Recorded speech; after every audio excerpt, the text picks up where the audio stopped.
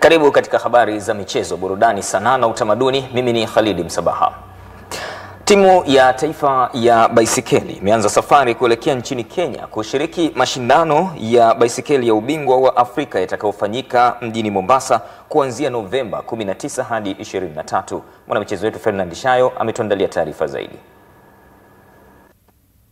Akizungumza na ITV katika kambi maalumu ya maandalizi ya mashindano hayo, kocha mkuu wa timu ya taifa ya baisikeli ambaye pia ni rais wa chama cha baisikeli Tanzania anaeleza walivyojiandaa kufanya vizuri kwenye mashindano hayo. Leo tutasafiri kuelekea Mombasa ambako kutakuwa na mashindano hayo.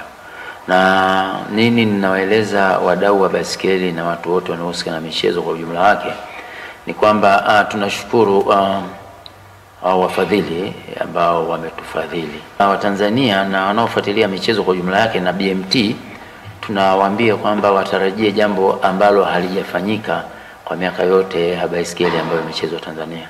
Kambi naona kila kitu kilikuwa kipo sawa, na attitude ya huku pia ilikuwa ni mazingira mazuri kwetu kwa kufanyia mazoezi. Naweza kusema Watanzania hatuwezi kuwavunja moyo, bali tunawapa moyo, wategemee jambo zuri litakuja, na tutajitahidi kadri ya uwezo wetu ili kwenda kufanya vizuri. Sababu sisi ni wana michezo, na wana michezo siku zote hutakiwi kukata tamaa kuwa mimi naenda kushindana na fulani ukategemea jina lake tu kaliogopa. Hamna.